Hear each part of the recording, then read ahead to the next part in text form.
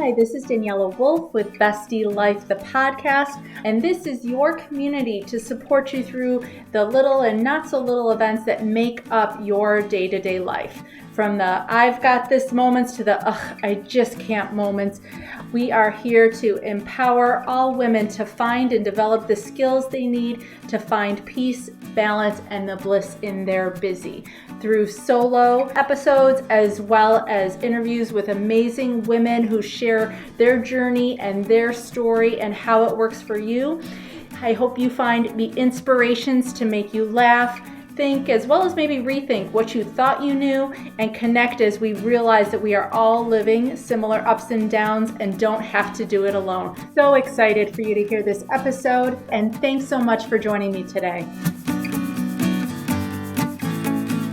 Hi, this is Daniela, and I am so excited to be doing this episode today on morning routines and talking a bit about my morning routine, helping you kind of rethink maybe what you think about a morning routine, because I know sometimes we can get in our head these ideas that it's this long, extensive, complicated, elaborate process or a lot of work, and it doesn't necessarily be the case. It's interesting. I came about this episode because I was finishing up a blog post. If you haven't read it yet, it's over on my website, bestielife.com, and it has to talk about maximizing your mornings for a successful day and to kind of achieve the things you want to achieve just by taking that time in the morning. And I always love to reference at the end of a blog post, some other things that I have out there to help supplement what you learn, to maybe give it to you in a different format so that you can find a way that resonates with you, that feels doable and aligned to how you choose to approach different things. And I was going through and I was like, oh my gosh, I can't believe I have not done a podcast episode about morning routines, because I love mine. I swear by them. I do think they are very powerful as far as how we start our day, the tone it sets, how we approach things later on based on some decisions we make early to intentionally carve out some of that time for ourselves. And so I really wanted to take the time to create this episode for you because I do feel so strongly about it. And so when it comes to morning routines, like I said, a lot of times we think they're long, they're elaborate, they have a lot of steps, there's a lot of time necessary, and a lot of things that goes into it. And I don't believe that's necessarily the case. I don't think it has to be that way. And I know I personally choose not to approach my morning routine that way. I think when it comes to your morning, it can be as long or as short as you have available in a way that's going to feel intentional, and that's not going to leave you feeling more stressed, more rushed, more overwhelmed. And so it can vary. It doesn't have to be necessarily a set rigid routine, because I don't know about you, but some mornings are way different for me than others. Sometimes I have to go into work earlier than other days. Sometimes I didn't get a great night's sleep and maybe I need to sleep a little bit longer as part of what I need to do to take care of myself. Sometimes when I have more time, I might choose a longer morning routine, and that's okay as well. So to be able to have an idea of what you need is important when it comes to setting up your morning routine. I would say that's probably the first step, is knowing what do you need from your morning. Some people, they need to go for a run, they need to go do a workout, they need to leave and go to the gym and do something else. Some people, it needs to be some journaling, some more quiet, reflective time. Sometimes it might just be your cup of coffee and that's all you can get in. For me personally, I do like to incorporate some type of movement. It's not necessarily going out and going to the gym. My routine definitely changed over COVID, as well as just based on physically what my body allows me to do now versus maybe in the past. And so I do choose to always start with some movement though, whether it's yoga, Pilates, some stretching, different kinds of ways to physically kind of get my body going in the morning. And it doesn't necessarily always have to look the same. Sometimes it might be a 10-minute yoga practice. Sometimes I can fit in 20 minutes of something, even going for a walk in the morning if it's already daylight and nice outside. There's a variety of different ways I fit in that movement, but I always try to make sure that there is some movement in the beginning of my day before I shower, before I do anything else.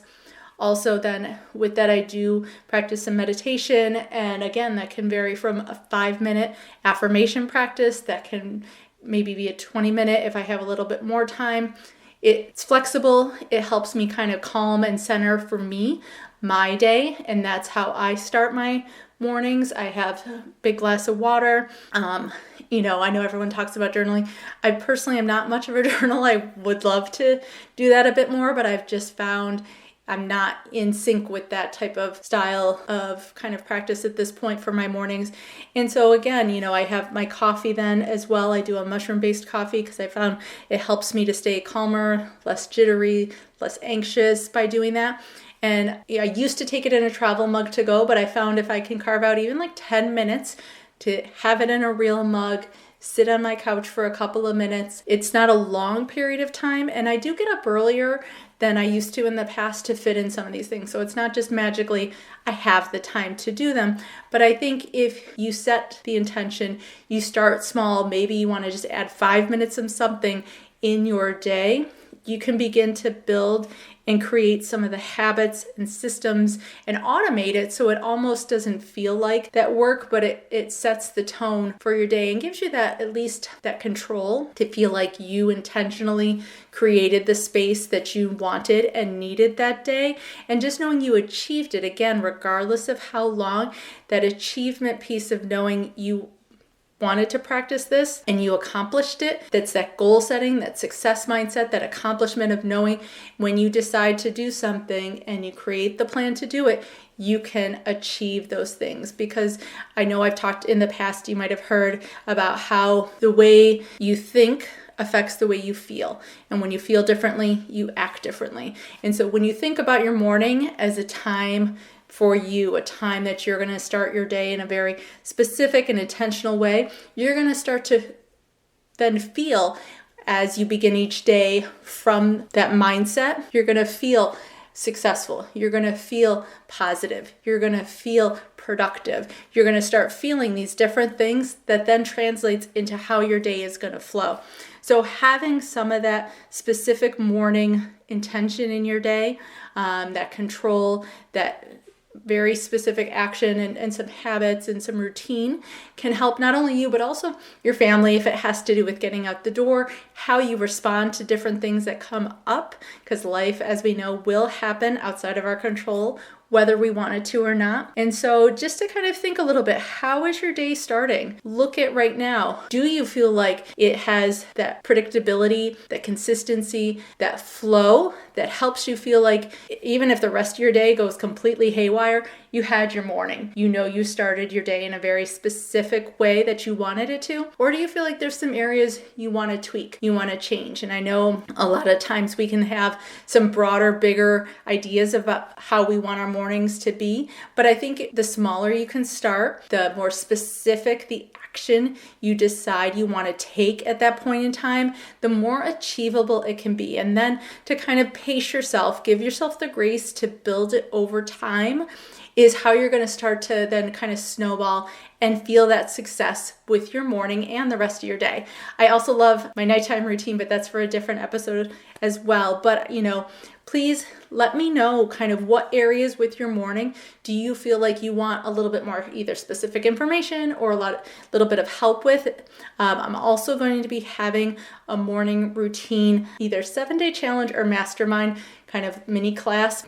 I haven't decided which one yet. Let me know as well which one you would prefer. I'm going to be putting a poll on my stories on Instagram within the next couple of days, so keep an eye out for that. But I would love to know how you would like to make over your morning, what steps you are interested and willing to take, and how we can create that new routine, that new way of starting your day together. So I can't wait to hear from you. I can't wait to know which steps you're going to start working on and how I can help support you along the way.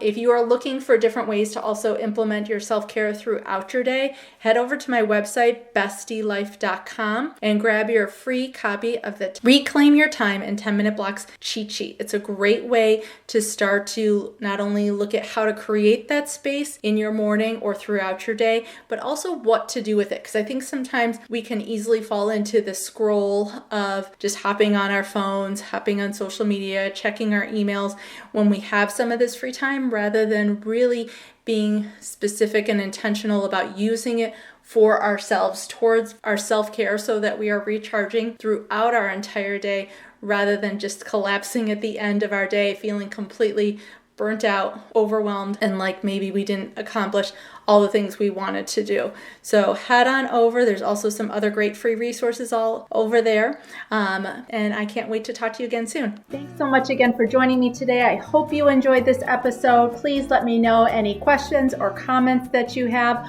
Also, if you can please leave an Apple 5-star review so that this episode can be shared with more women. There's 2 quotes that I love. Alone we may be strong, but together we are stronger, as well as when women support each other, incredible things happen. So let's be stronger and incredible together, as well as maybe just have some fun along the way. Thanks so much and talk to you soon. Bye.